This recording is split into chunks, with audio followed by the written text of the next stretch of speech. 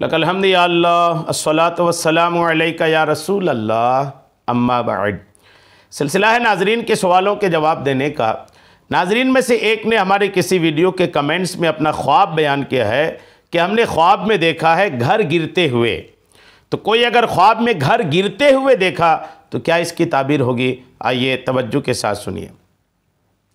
घर गिरने के ख्वाब की ताबीर में अल्लामा इब्न सीरीन रहमतुल्लाह तआला अलैह उस मकान पर इन्हिसार करते हैं कि उनके ख़ानदान में से कोई ज़ख्मी या बच जाएगा। यानी मकान अगर गिरा तो मकान गिरने के नतीजे में क्या कोई ज़ख्मी हुआ या बच गए, इन बातों पर ख्वाब की ताबीर डिपेंड करती है। जिन्होंने भी ख्वाब देखा, तो अब ख्वाब देखा मकान गिरा तो दो सूरत होती है। एक तो ये कि घर में दब के लोग मर गए हैं, ज़ख्मी हो गए, या फिर कोई जानी माली नुकसान किसी तरह का नहीं हुआ है, बस मकान गिर गया है। इस पर ख्वाब की ताबीर डिपेंड करेगी। अब कोई अगर ये देखता है कि पानी के शदीद बहाव के नतीजे में घर गिर गया है, ख्वाब ये देखा कि बारिश है, सैलाब आया हुआ है और सैलाब के तेज़ बहाव की वजह से घर गिर गया है, और अगर ऐसा देखा है तो उसके ख़ानदान के किसी फ़र्द के शदीद तकलीफ़ में मुब्तला होने की ताबीर है। और अल्लामा इब्न सीरीन ने यह भी कहा है कि अगर कोई शादीशुदा औरत घर का गिरना देखे तो ये एक अच्छा शुगुन है, अगर उसके ख़ानदान में से किसी को नुकसान ना पहुँचे। यानी शादीशुदा औरत है और उसने ख्वाब देखा घर गिरते हुए, और ये भी देखा कि घर गिरा तो सही है लेकिन किसी का कोई नुकसान नहीं हुआ है, तो ये उस औरत के लिए अच्छा शुगुन है, अच्छा ख्वाब है।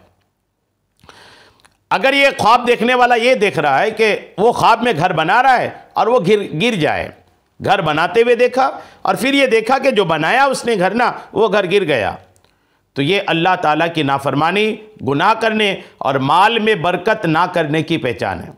जो बंदा घर गिरते हुए देखा ना, तो उसकी ताबीर एक ये भी होती है कि वो बंदा गुनाहों की तरफ जा रहा है, नेकियों की तरफ उसकी कमी है, अल्लाह की नाफरमानी की तरफ तेज़ रफ्तारी है, फरमा बरदारी की तरफ कम है। यानी नमाज, रोज़ा, हज, ज़कात जो भी नेकियां हैं, अच्छे काम हैं, उसमें सुस्ती है और अल्लाह की नाफरमानी की तरफ वो ज़्यादा रहता है।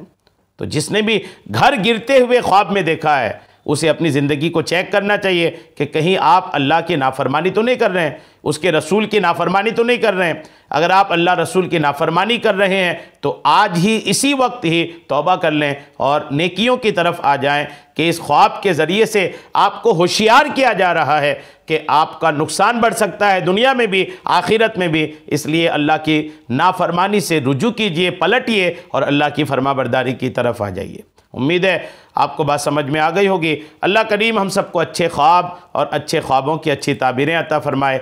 आमीन बिजाहिन नबील अमीन सल्लल्लाहु तआला अलैहि वसल्लम।